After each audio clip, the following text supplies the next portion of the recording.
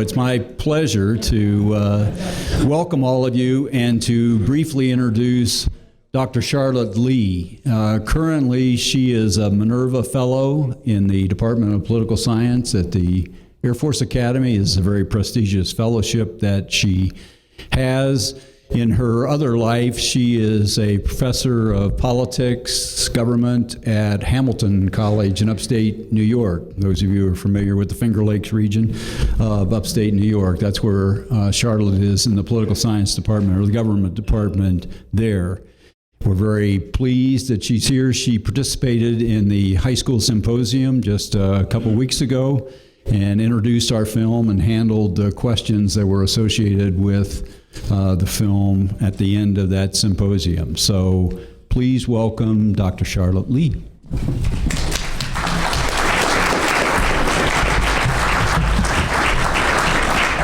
Good evening. It's a pleasure to be here. Thank you to Bill for inviting me to moderate this panel. And I'm very pleased tonight to introduce our three very distinguished panelists. And I will introduce them in the order that they will be presenting. First, Dr. Paul Bolt. He is a professor of political science at the U.S. Air Force Academy, where he has taught since 1997. He received his BA from Hope College and his MA and PhD in political science from the University of Illinois at Urbana-Champaign. He has also taught in China at Zhejiang University and Baicheng Normal College in the PRC. And I will note that he has awards for teaching and excellence from both of these institutions. He has also been a Fulbright Scholar at Nanyang Technical University in Singapore. Dr. Bolt has a whole host of publications, including the United States, Russia, and China, confronting global terrorism and security challenges in the 21st century, coming out of Prager Publishers, and was also the co-editor of China's Nuclear Future. Our second panelist is Professor John Williams, who has taught East Asian history at Colorado College since 2004. And I'll also note that he's the current director of Asian Studies there. He was educated at Indiana University, Harvard University, and the University of California at Berkeley. And he wrote his PhD dissertation on the Chinese civil service examinations and early 18th century political culture. Dr. Williams has published on late imperial and 20th century Chinese history, and he teaches many courses, including those on 20th century China, 20th century Japan, China in the age of Confucius, and civilization in East Asia. Our third panelist is Dr. Thomas Mankin, who is currently the Jerome E. Levy Chair of Economic Geography and National Security at the U.S. Naval War College. He's also a visiting scholar at the Philip Merrill Center for Strategic Studies at the Johns Hopkins University School of Advanced International Studies. He has quite a distinguished career in public service. He was the Deputy Assistant Secretary of Defense for Policy Planning from 2006 to 2009. And in this capacity, he was responsible for the department's major strategic planning functions, including the preparation of guidance for war plans and the development of the defense planning scenarios. He was a primary author of the 2008 National Defense Strategy. And he also has a variety of publications. He is the author of, among others, Technology and the American Way of War since 1945, coming out of Columbia University Press, and Uncovering Ways of War, U.S. Intelligence and Foreign Military Innovation, 1918 to 1941. Please join me in welcoming our panelists, and I look forward to an animated Q&A session after their remarks. And I would please ask each speaker to limit himself to 15 minutes. And Dr. Bolt.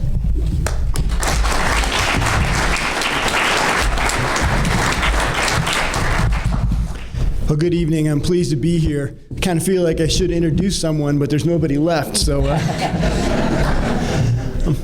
The title of our symposium tonight is United States and People's Republic of China at a Crossroads. And I think we can summarize the relationship between the United States and China by saying that it seems like we are often at a crossroads. There's always some kind of tension in the relationship that makes the future unpredictable. And that hasn't changed, although perhaps now it's a little bit more unpredictable than at other times in the past. This evening I want to talk about 3 different approaches that we can take to try to understand U.S.-Chinese relations, to kind of lay out a framework for us. Each approach takes a different perspective on the issue of U.S.-China relationship and whether it is best characterized by confrontation or cooperation. Clearly, the United States and China have many common interests, but they also have clashing interests, and these approaches that I will take tonight highlight these. The first approach I want to talk about is one of power. Since the end of the Cold War, the United States has been the predominant power in Asia and in the world. However, China is now catching up to the United States in terms of power, especially in the Asian region, or at least there's a clear perception that this is the case. And let me give you a few indicators of the rise of Chinese power. The first is economic. Since 1978, there has been an over 10-fold increase in China's gross domestic product. And that was the year it began its economic reforms and moved away from the old Maoist model. 2010, China became the world's largest exporter. Currently, China has the second largest economy in the world after the United States. Its GDP in 2011 was $11.44 trillion compared to $15.29 trillion for the United States. And that's according to the CIA World Factbook using the PPP calculations. Nevertheless, it's important to keep in mind that on a per capita basis, China's GDP per capita is still below the world average because of the large population. Second measure of China's rising power is advances in its military. And I'm sure Tom will talk more about this, but I just want to mention briefly, since 1997, the Chinese military budget has increased by over 600%. China now has the second largest military budget in the world after the United States. 2 weeks ago, China made news when it commissioned its first aircraft carrier. Now, of course, this aircraft carrier is not operational. Planes can't take off from its deck or land on its deck, but it was a symbolic event. The third measure of China's rising power is its increased influence in places like Latin America and Africa and the Middle East. Largely in an effort to secure natural resources, China has invested politically and economically in these regions of the world. In sum, from this perspective, China's power has grown significantly. Those analysts who focus on hard power expect more confrontation than collaboration in the U.S.-Chinese relationship. They worry about what will happen when an existing power, like the United States, is confronted by a rising power, China. Will China make demands that the U.S. is unwilling to accept? Can the two powers get along, or will there be conflict? The second approach, and the second group of analysts, focuses more on the economic and social interactions between the United States and China. Economic and social interactions tend to tie nations together. This does not mean that there aren't any disagreements. There are still disagreements, but being bound together makes confrontation very expensive. The U.S. and China, for instance, have a very important economic relationship. Last year, the United States exported $104 billion worth of products to China, while importing almost $400 billion. While this trade deficit is very sensitive politically, the trade relationship does benefit individuals and companies on both sides of the Pacific. American exporters are making money in China, and American consumers are purchasing Chinese-made products. Also, American companies have invested a lot of money in China, over $50 billion. General Motors, for instance, has invested a great deal of money in auto plants in China. And in 2010, GM sold more cars in China than it did in the United States. Just to give you kind of a glimpse of the globalization that ties the countries together, the iPhone 5 recently came out. and that is manufactured in China. And it's manufactured by a Taiwanese company called Foxconn. And actually, China has a bit of a labor shortage.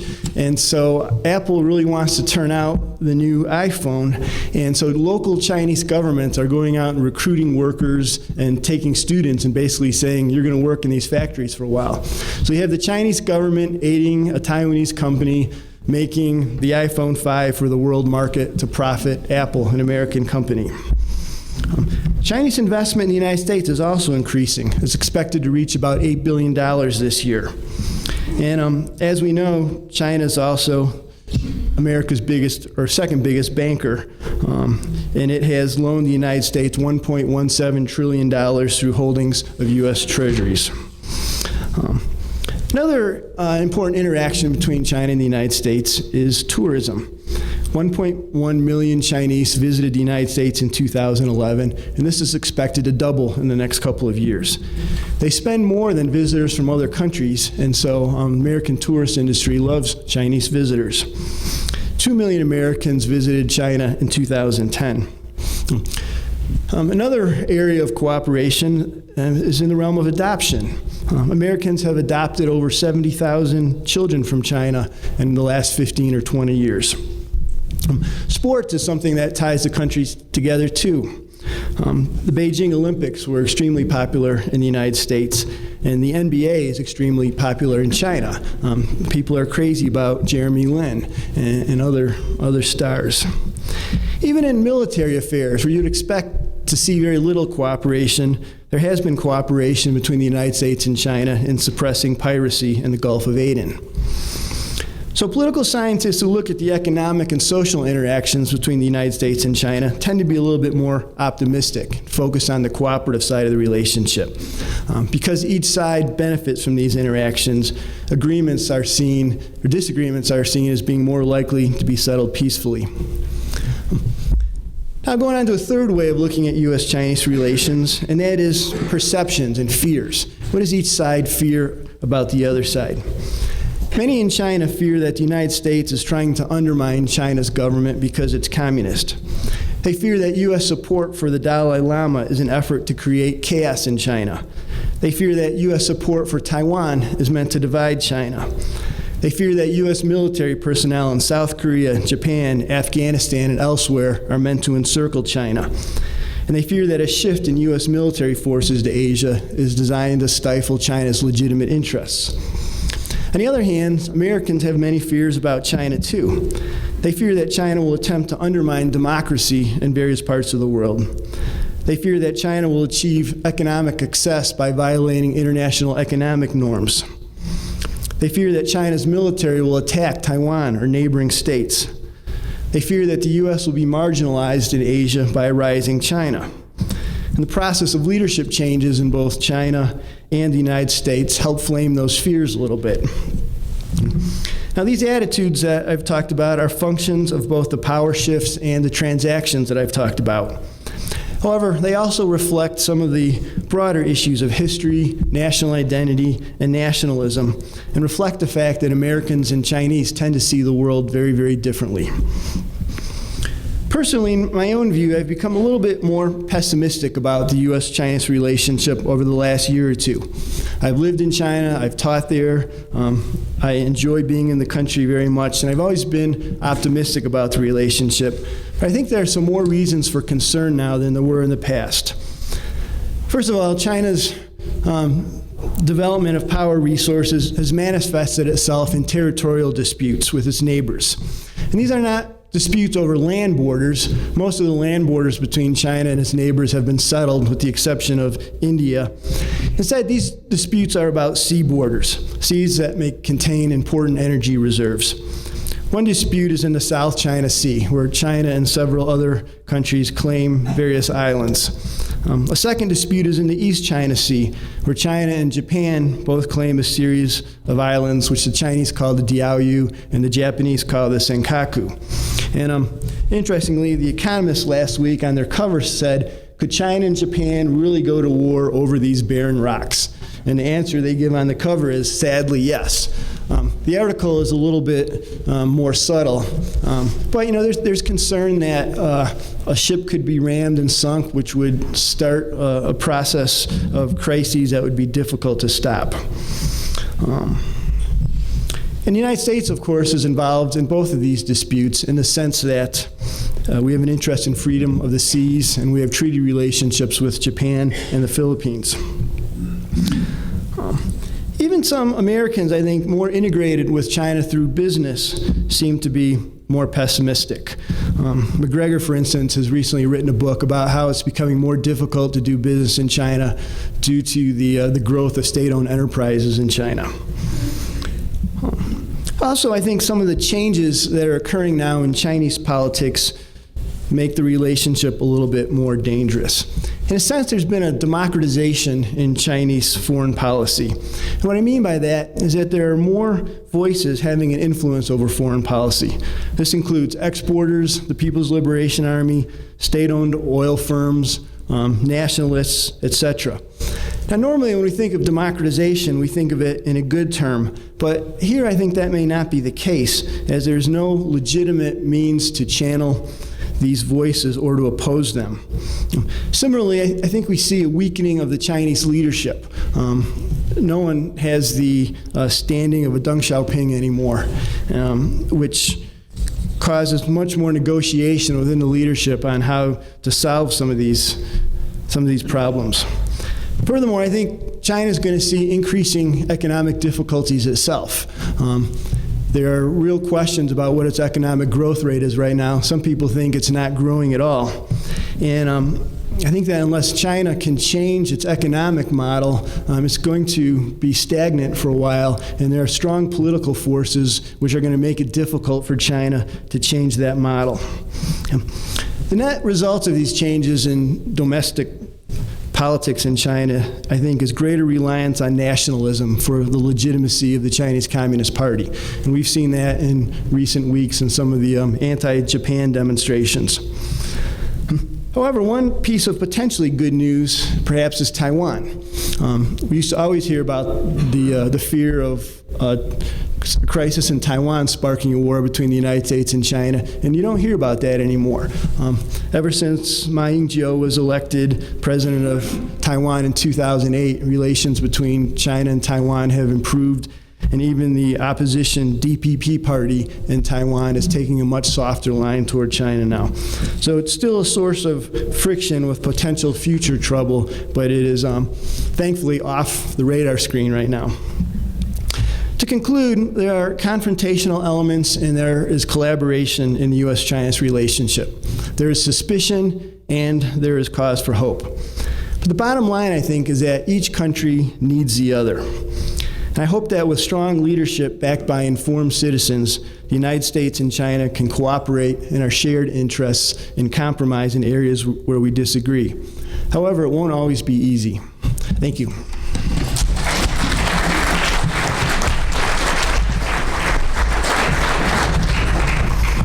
Thanks, Paul, for those perceptive comments. I hope I can add to them in some way. Thank you all. I'm very honored to be here, to be speaking before you, and I'm honored to be on such a distinguished panel as well. So I'm going to start by doing what I always tell my students not to do, and that's begin with a disclaimer. I'm a trained historian. I'm not a fortune teller. My specialty is the past and not the future.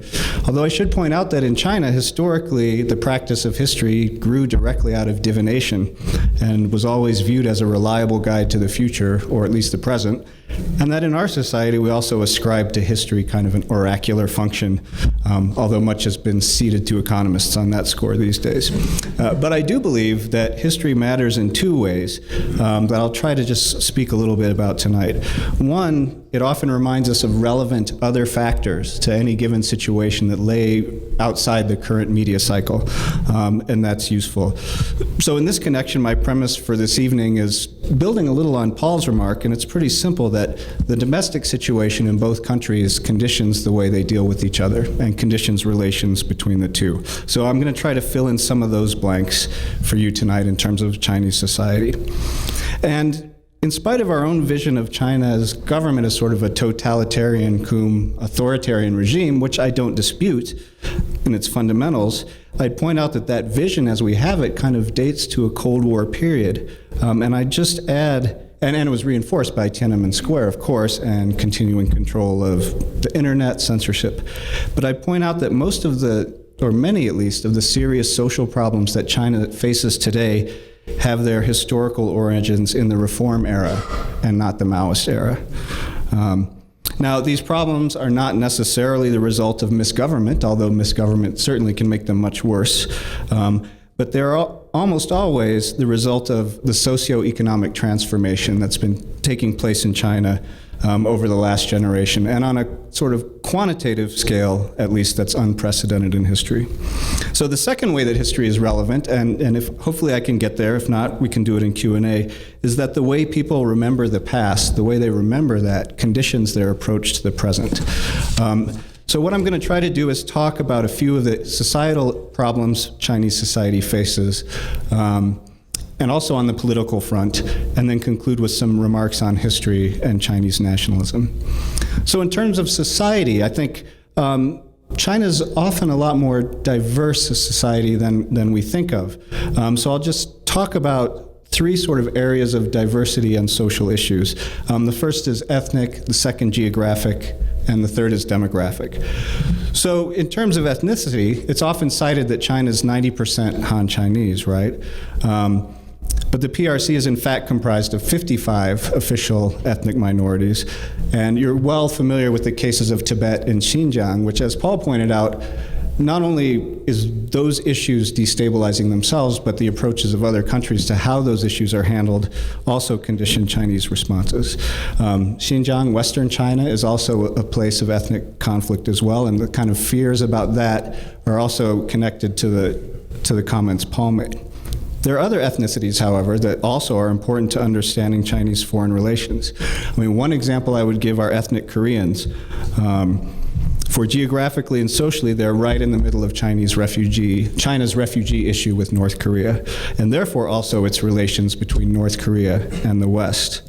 Another related issue that connects to Chinese ethnic diversity are affirmative action policies that the government directs towards minorities in China. And we don't hear much about these, but they exist. And in fact, the principle of these policies goes back to before the PRC, even to the last dynasty. But the point I want to make is that, as in the US, these policies often create resentment among Han Chinese.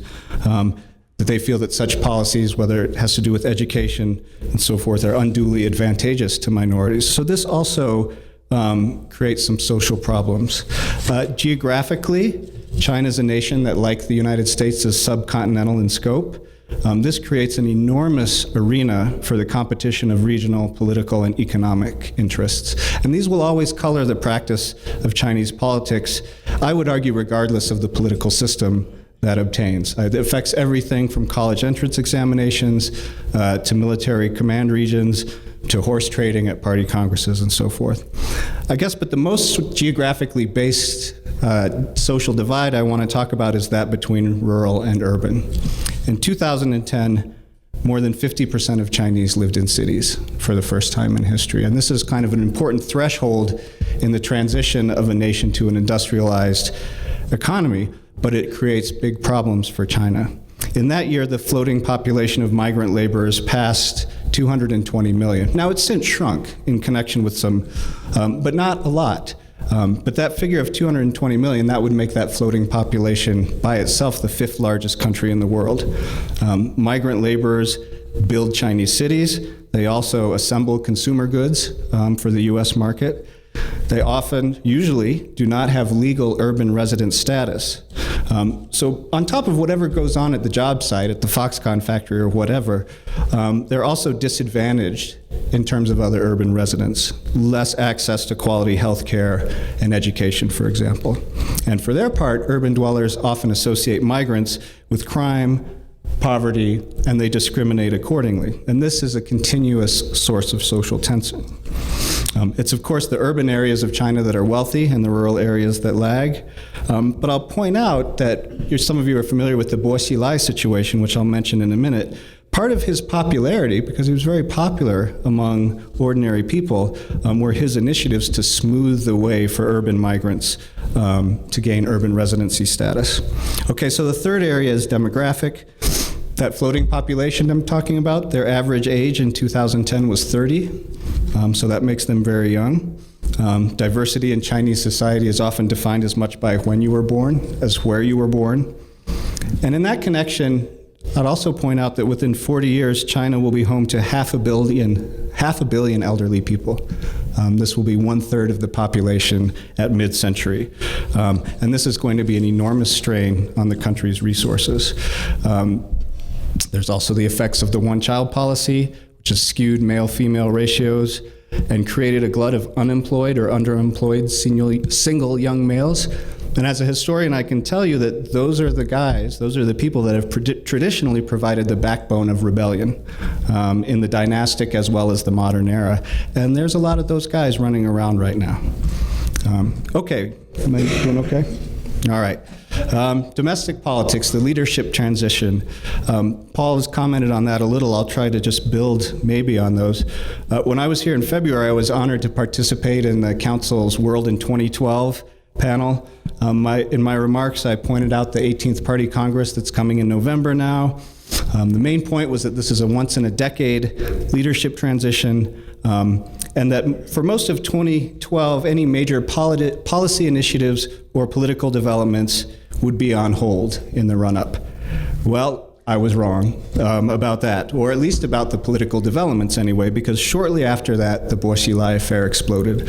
And for those of you who might perhaps not be as familiar, Bo was the Communist Party chief of Chongqing, which is a city of, well, in its larger metropolitan area, about over 20 million people.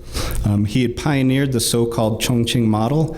This is a kind of a populist style of governance. It involved a combination of public works, subsidized housing, and along with that, kind of a neo-leftist red culture movement that he promoted socialist ethics with, employing Maoist symbolism, songs. Well, in February, shortly after this last meeting that we had, his police chief showed up at the U.S. consulate asking for asylum. Bo, it seems, had been involved in the cover-up of a murder, or at least that his wife had performed, and involved in all sorts of other kind of corrupt activities. Over the summer, this resulted in his wife's murder trial, and quite recently, in fact, his own expulsion from the Communist Party. That's probably going to pave the way for criminal charges against him, and right now, it seems that they're building up everything that's necessary to completely wipe him out. The murder plot was but the tip of a large corrupt iceberg. But this case matters for understanding domestic politics because before it happened, Bo had made no secret of his desire to win appointment to the Politburo Standing Committee. That's the body of rulers that's going to turn over next month. He was, after all, a so-called princeling. His father was a general that supported Deng Xiaoping, much like Xi Jinping, who will be the #1. His father also was a Deng supporter. And Bo's fall involved a substantial power struggle behind closed doors, which climaxed with the quote-unquote disappearance of Xi Jinping a few weeks ago. That involved missing a meeting with Hillary Clinton, in fact. Now, everything seems to be okay now. Xi Jinping has reappeared. The date for the party congress is announced. Bo has been stripped of his membership, which is going to pave the way to clear him out completely. And this has been fantastic political theater. But what does it mean? Well, in general, Bo, I think, was a thorn in the side of the reformist camp. And his heavy-handed tactics in Chongqing are very fortunate for them because they mask an important development in Chinese politics, the rise or resurgence of a neo-leftism that's unhappy with the direction and state of market reforms.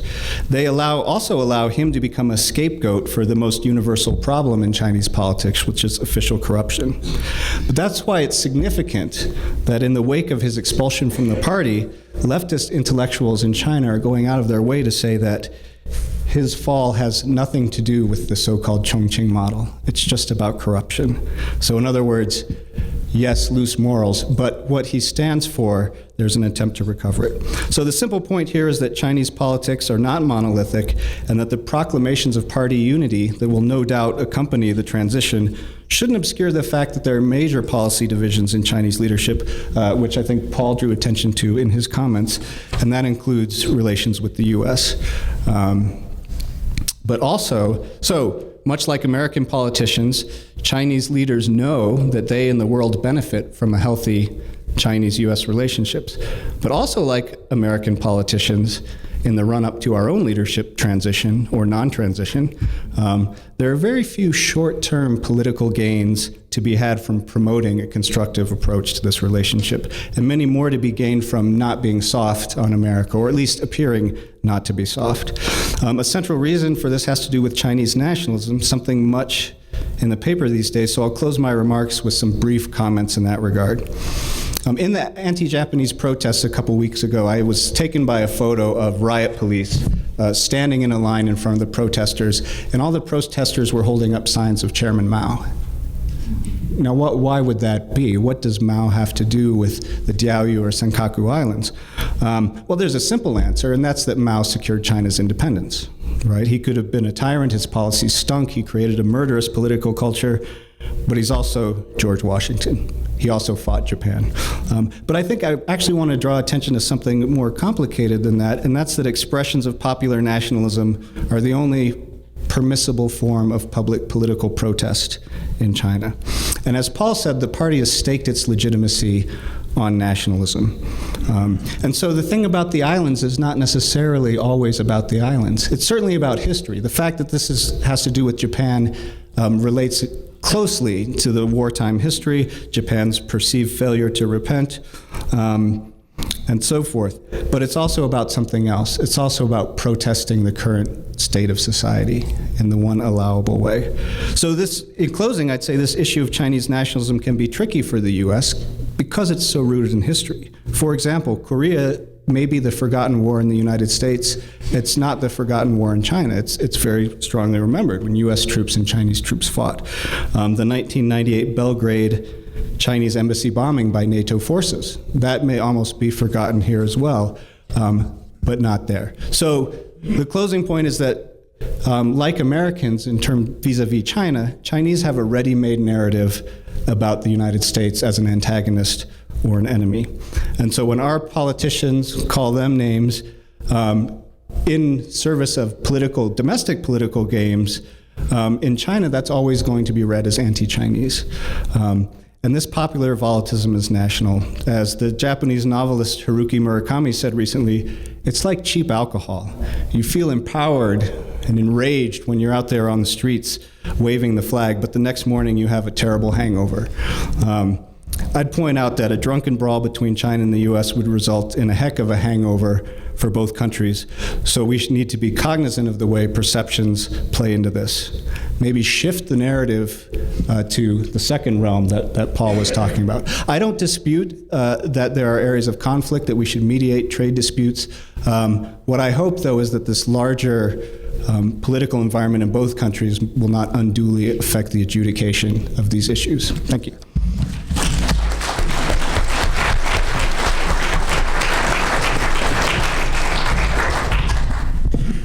Well, thank you for giving me the opportunity to speak tonight and to join this distinguished panel in talking about this important issue. I would add my own caveat to the previous caveat about the historical profession, and that is that I'm here speaking for myself and nobody else. And if my wife were here in the audience, she would echo that. What I'd like to do is to shift our focus slightly to the United States and what a number of these developments mean for us. And to start that out, what I'd like to do is try to lay out U.S. interests and enduring U.S. interests in Asia and the Western Pacific.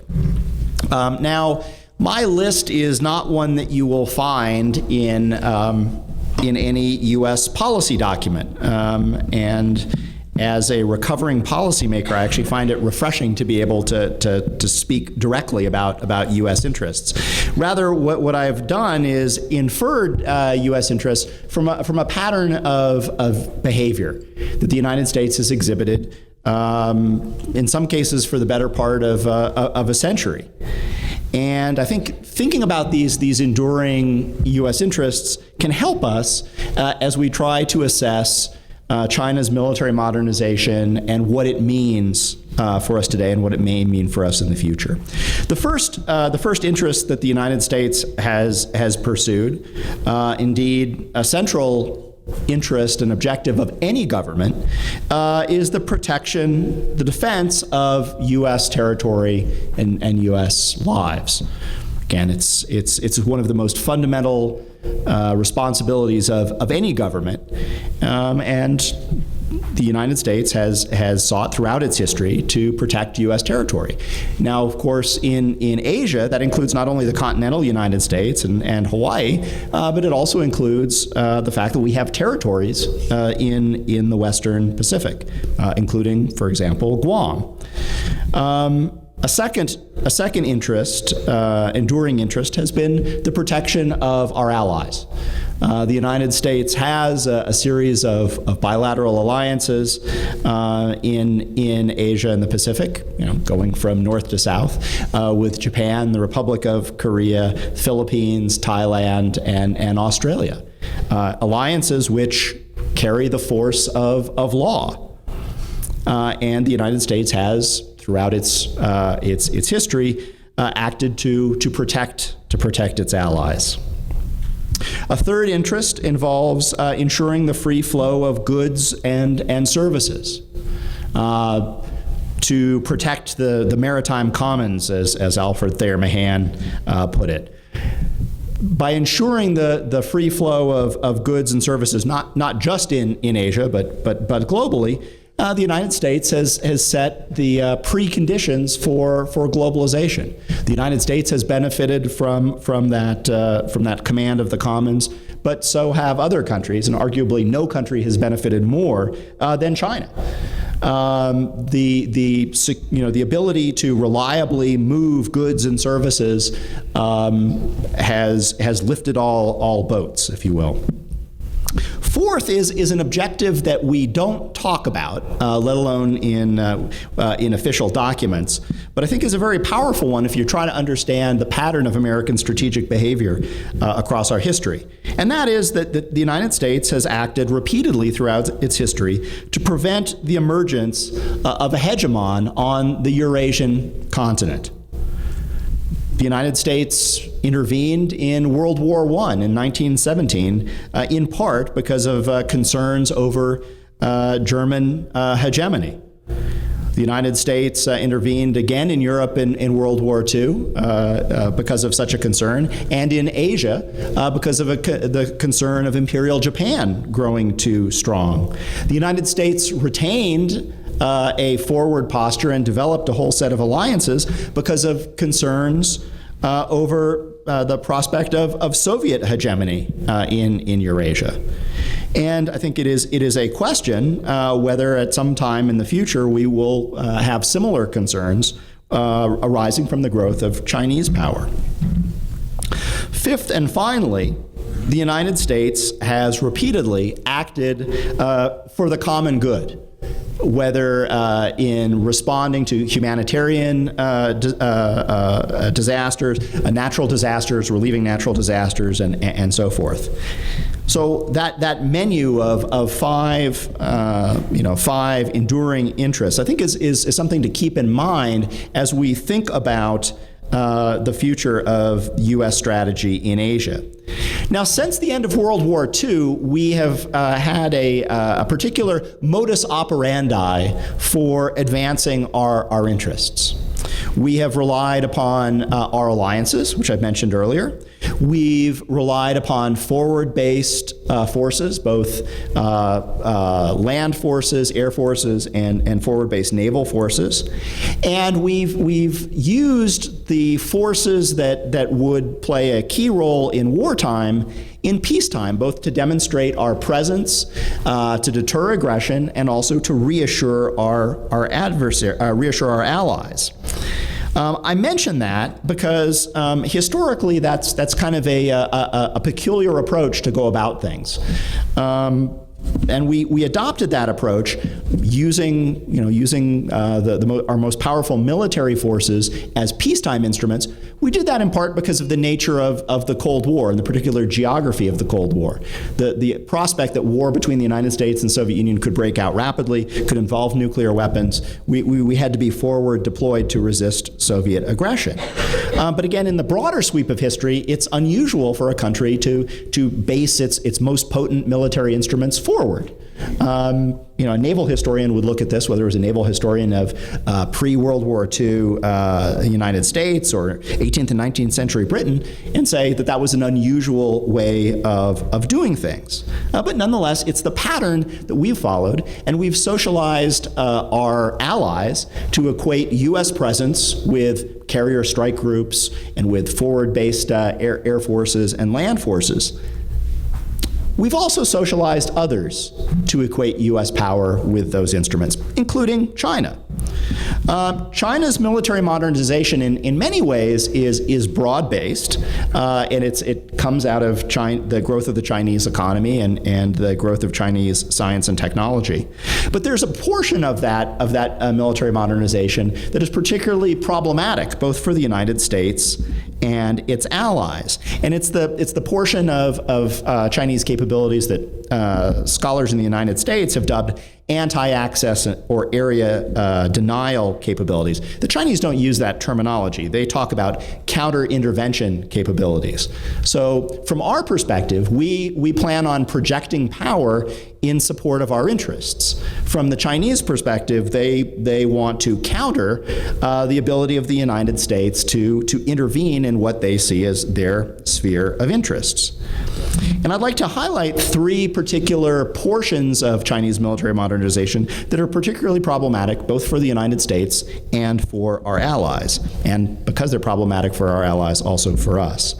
First, China's developing an increasing ability to hold at risk the fixed bases, the fixed infrastructure upon which we depend to project power. Air bases, ports, command and control facilities, and so forth. In particular, China has invested an enormous amount in ballistic and cruise missiles, particularly precision-guided conventional ballistic and cruise missiles. China has the largest missile program in the world, whereas the United States and Russia both abandoned land-based intermediate-range missiles in the 1980s. China has really surged to the fore, and that's giving them the ability to destroy fixed sites like our air bases in Japan, and increasingly our air bases on U.S. territory, such as on Guam. Second, China is developing the ability an increasing ability to strike mobile military forces, such as U.S. aircraft carriers. Primarily, through a number of means, I think most notably recently through the deployment of an anti-ship ballistic missile, but also through cruise missiles and submarines and other means. To hold at arm's length U.S. forces. And then third, I think one thing that a trend that hasn't received as much notice as it might is China's nuclear modernization, which I think serves, at least in part, to try to decouple U.S. allies from the extended U.S. nuclear deterrent that they have seen as vital to stability in recent decades. So those three aspects of Chinese military modernization, I think, are particularly problematic.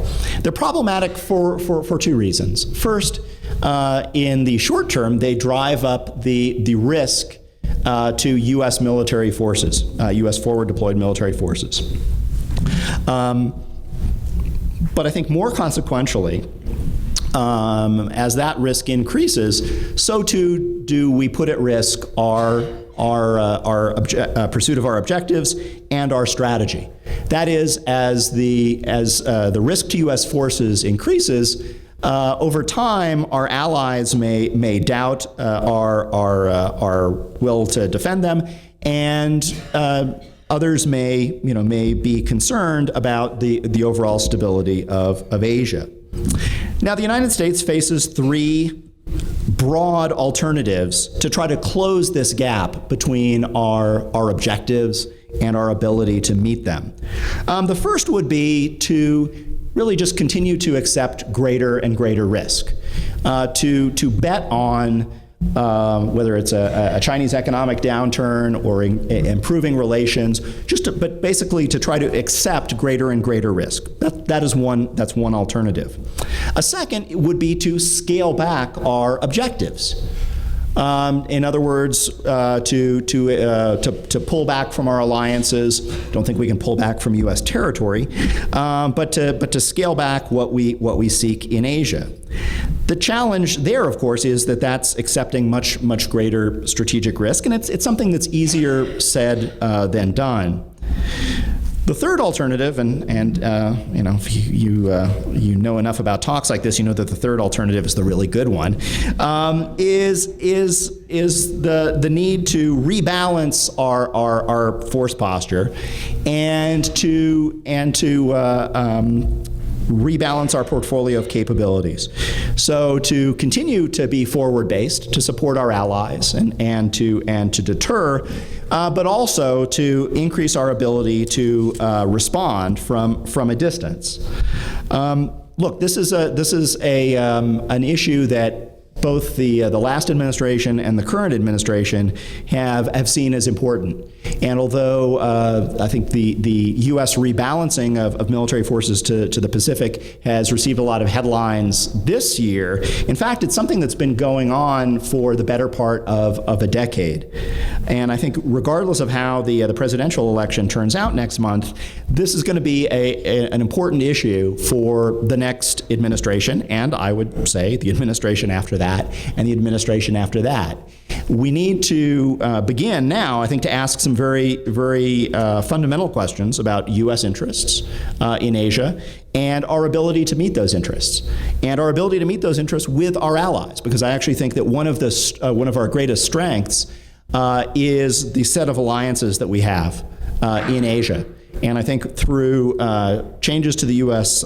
force posture, through working more closely with our allies, certainly engaging with China, I think we can continue to pursue our historic objectives in a much more sustainable way moving forward. With that, hopefully I've given you some grist for good discussion. Thank you very much.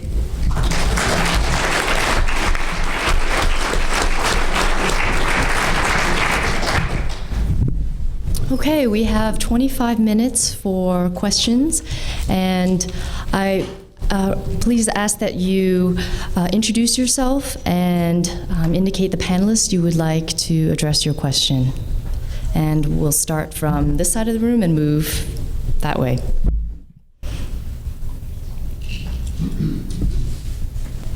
Well, what is China doing about the Muslim population in Western China? Are they being hard on them, or are the attempts that were there maybe 8 or 10 years ago lessened? If you could please introduce yourself, and I'm assuming this is for Professor Williams. Is that right? In general. Yes. In other words, yes, there's a crackdown, a very harsh policy in Western China. They've lessened? Pardon me? The Muslim tensions have lessened? Mm-hmm. No. I don't know that they've lessened. They continue, and they remain a source of conflict. But the approach has been pretty much to crack down on those kinds of expressions of dissent, especially when they erupt into riots between Han Chinese and ethnic minorities.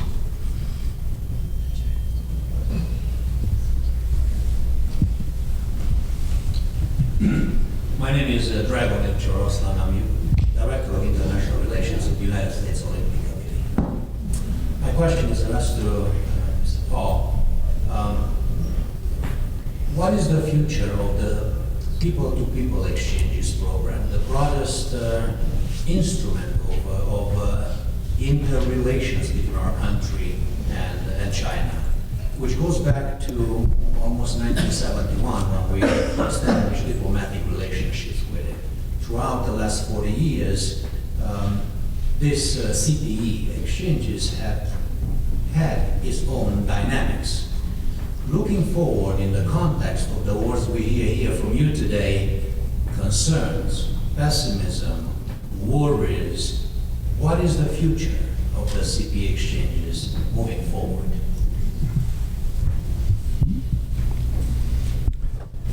Well, as you mentioned, people-to-people exchanges has a long history.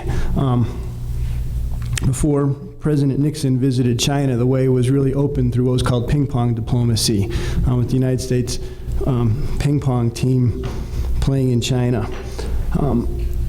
More recently, sports has also played an important role. As I mentioned, the Beijing Olympics, although sports has sometimes been a difficult subject too. As you know, the Georgetown basketball team got in a fight with a basketball team from the People's Liberation Army team this year. But it did not seem to have any ramifications on the relationship. The way I see it, as long as political relations remain stable, people-to-people exchanges will continue. Tourism continues to increase. The professionalization of sports across borders, I think, is going to increase. I think there is going to continue to be an interest in people in China to come and see what the United States is really like. And one thing that I find fascinating is that many of the children of China's leaders come to the United States for their education. And that's often kept at a fairly low-key basis, not necessarily publicly announced. But Bo Xilai's son, Bo Guagua, is in the United States. And that's true of many of the leaders' children. So I think that as long as the political relationship stays stable, people-to-people interactions will increase over time. I'd like to add to Paul's comments. I think one people-to-people relationship that exists that's growing and is going to be incredibly important is the numbers of Chinese undergraduates that are now coming to study in United States colleges and universities. I don't know if the Air Force necessarily admits many, but for example, at CC, we have our largest incoming contingent of Chinese students this year, and this is something that's happening all across the country. I think those trends will continue unless, as Paul points out, that somehow it gets derailed by some clash elsewhere. But I think this is an incredibly important aspect of the people-to-people relationship, and it's going to be significant for the future. I don't know what direction it'll take. It's possible that the next kind of Sino-U.S. incident happens on a U.S. college campus, but for the pessimistic view. But I think in the long term, this has potential to really tighten the relationship. I would just, let me just pitch in too. I mean, look, I think these types of exchanges are extremely important, and I think in general, we in the United States should look for whatever opportunities we can to try to build these relationships with China. In part because I think I have to say I would count myself among those who is also increasingly pessimistic, and so I think where we can and wherever we can, we should try to find opportunities to cooperate. But by the same token, I think we shouldn't overestimate the impact of these things. I mean, I got an opportunity to speak at Pitt a couple years ago. A friend of mine was teaching a class on security in Asia, and I did a whole talk on China and Chinese military, and there were a couple of Chinese students in the class. One of them asked about China-Taiwan, which I hadn't talked about in my talk, and whether the United States would become involved in a China-Taiwan conflict. And I said, well, a lot would depend on the context, but to the extent that it looked like China was attacking Taiwan, I thought the United States would become involved, in part because Taiwan is a democracy. And this Pitt undergraduate said, I don't understand. Why do you say that Taiwan's a democracy? I said, well, putting on my political science hat, it's kind of easy. Broadly held franchise, multiple political parties, transition in power between different parties. And the student said, well, but we're Asians, and democracy is kind of alien. I said, that's kind of interesting. Well, let's take a look around Asia. Let's start in Japan, and let's go to let's look at the ROK, and let's look at the Philippines, and a whole discussion of the growth of democracy within Asia. And then it kind of came back to, but I don't understand why you say Taiwan's a democracy. So the point being that I think these types of exchanges can be very important. But there is a tendency, and it's a very American tendency, sometimes to overvalue our ability to reason with people and get them to change very fundamentally held beliefs. The gentleman in the back. Yes, my name is Jim Allen. I've been a long-term member of the World Affairs Council for 10 years or more. I have a rather specific question for any of the three panelists, and if this specific question doesn't relate to your general knowledge or your current specialized interest in broad knowledge, you can refer me to Google tomorrow and I'll research it. But it has to do with the status of private property ownership, residential private property ownership in China. Of course, over the years, as a communist country, they didn't have private ownership. So 2 questions related to that topic. What is the current status of private ownership? And if they don't have it very broadly throughout the economy, what would be your forecast for the future in terms of private ownership? And then what would be the impact on the economy? In our country, private ownership of residential housing is 20 to 25% of the gross domestic product if you add up all the refrigerators and everything that goes into homes. So it's a big area in your economy, and I don't know the status of private ownership in China of residential. Thank you.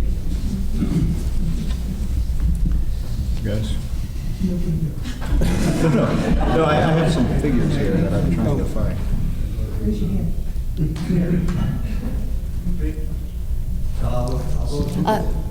I can step in and first point out that that all land is owned either by a collective if it's rural land. This is a very complicated topic, and there are different types of land and there are different ownership rules for them, but collectives own rural land, and then in terms of urban land, they're owned by the local party.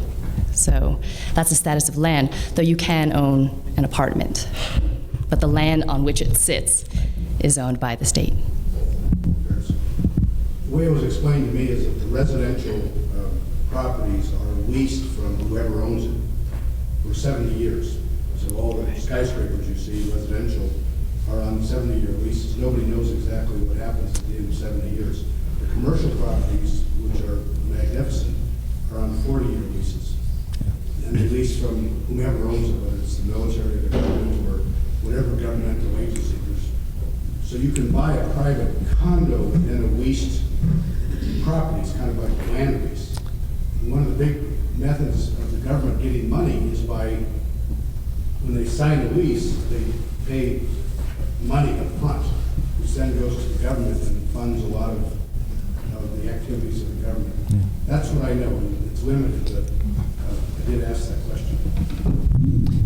Because, I mean, so much derives from that issue of land ownership, rule of law, all sorts of things. And I think what you're pointing to is, again, to a related issue, which is rule of law and predictability in a whole bunch of private relationships, private government relationships, and commercial relationships that I think has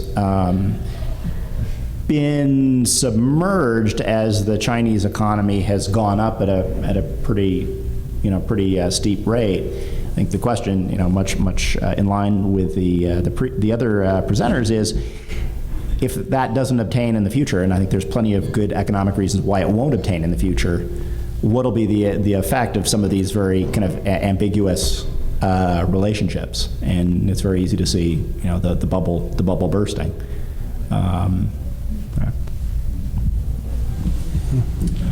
Well, I'll just build on what Tom said. An estimated 20 to 25% of Chinese GDP is based in sectors that are dependent on construction. And that, of course, isn't just housing, but housing plays into it.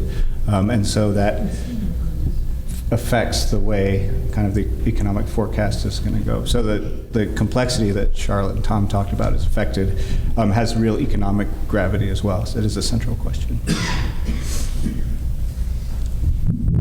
I'll just say that the reforms in China in 1978 began with a change in property relationships where the communes were broken up and farmers were able to lease their land. But a lot of the discontent in China today comes from when both farmers and city dwellers have that land seized for purposes of development, and they have little or no say in this. There's not a process by which you can go to court and sue for eminent domain or things of that nature.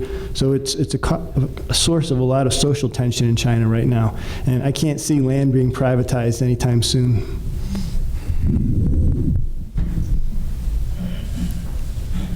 Scott, my question is probably for Professor Mankin, but also Professor Bolt.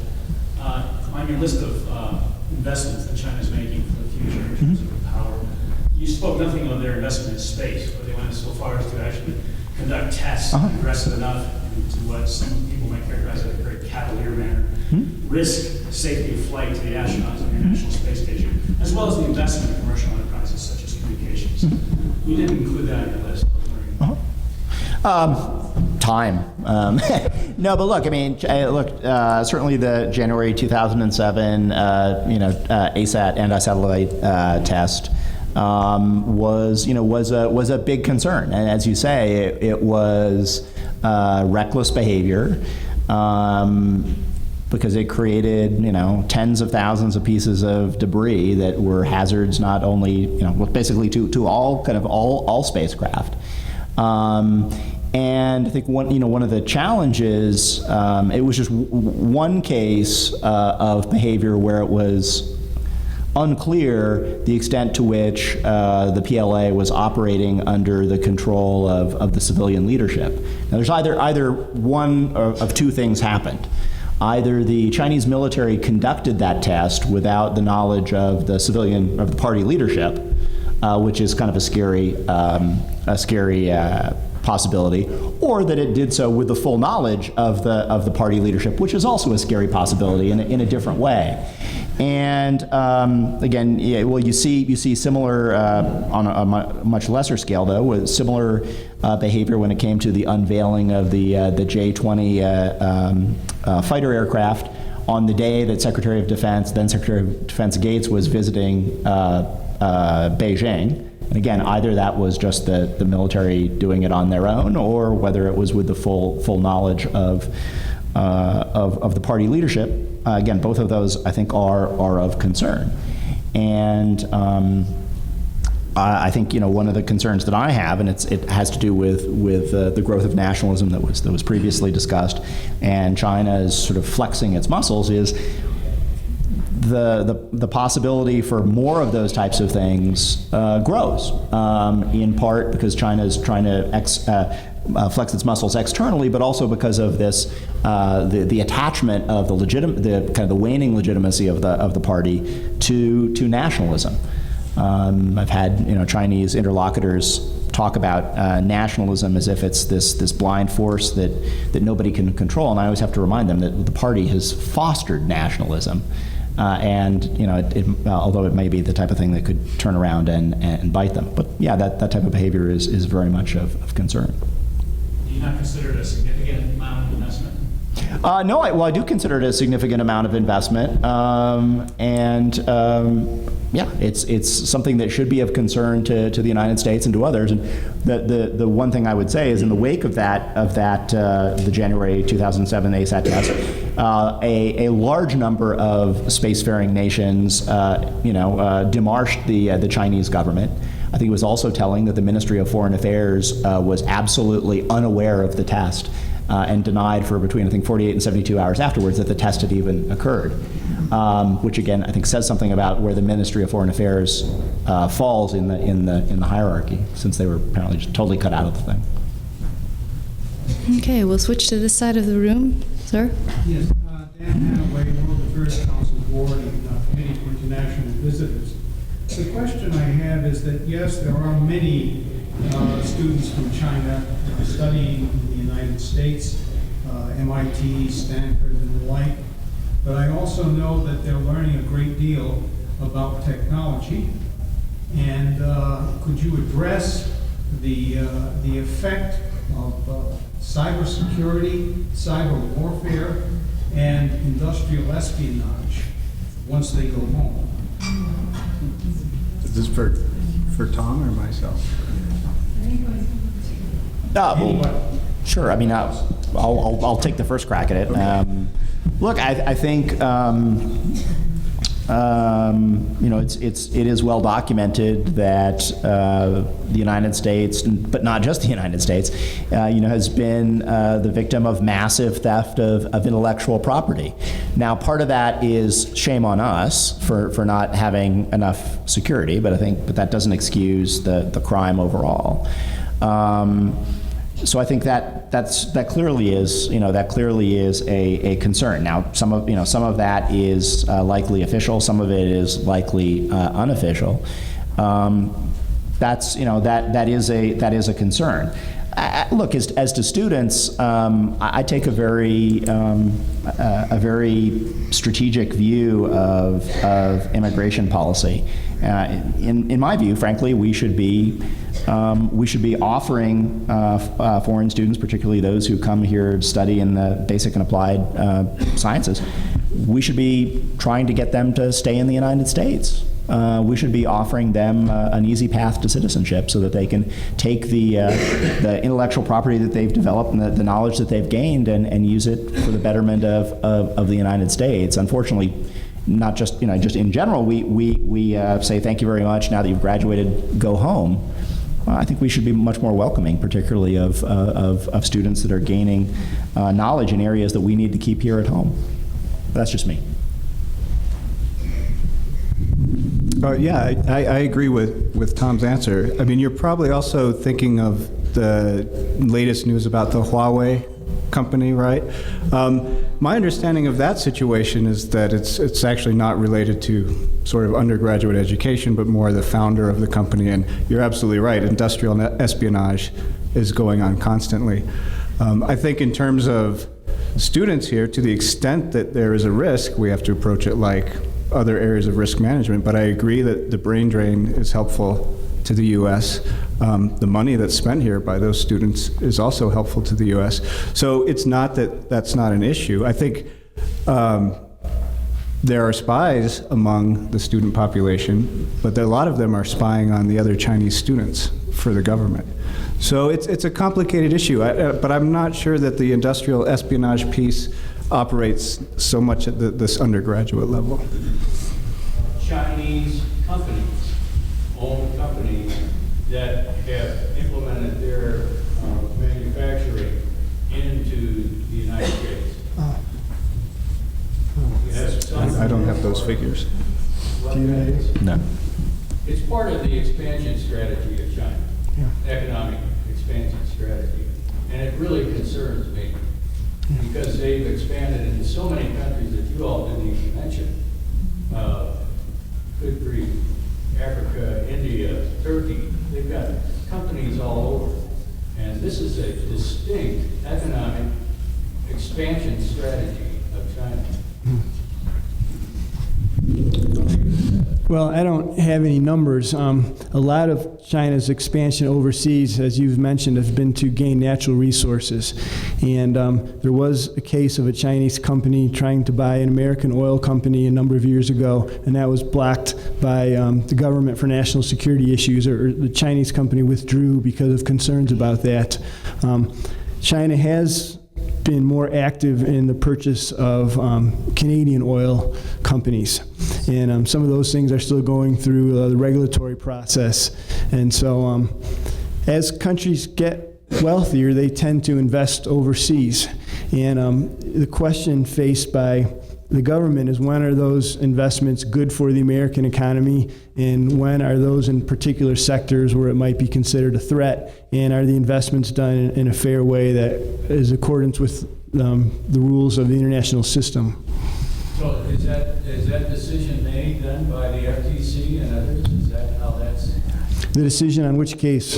Pardon? The decision on which case? Whether we should continue to accept the expansion of implemented Chinese companies in the U.S. Yeah. Well, I think that it depends on the sector in which they're investing in. If it's in a sector where there are defense implications or security implications, then it goes through a pretty rigorous review process. If it's the purchase of a restaurant chain or something like that, I don't think there are any regulatory obstacles to something like that.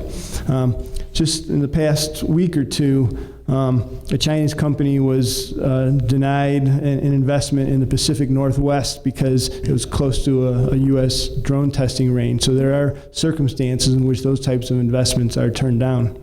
Thank you. During the Maoist regime, Mao's wife oversaw a cutback on artistic expression. Certain underground art movements, such as art, sprouted up nevertheless. How is art now perceived by current China as having value or not? Well, I'll start. Chinese art is really hot right now, and it's an area for investment by both Chinese and in the West. But there are still certain political limitations to what you can do with art depending on how well known the artist is. And the best example of that is Ai Weiwei, a famous Chinese artist who has had displays in New York, Berlin, all over the world, but then was seen to have stepping too far in criticizing the Chinese government, and he was arrested and held for, I think, a little bit over 2 months. And now he is not completely muzzled, but he is much more careful about what he says. And so during the Maoist era, art had to serve the interests of the party. Today there is much freer expression in art, but there are still limits which you cannot cross, and it is not always exactly clear what those limits are until you've crossed them. Okay, I think we have time for one more question, please. Actually, Dennis Lewis, I'm just a simple Montana mountain man dealing with the world councils. My question is, how do you see the role of China and Russia, who has vast resources to the north?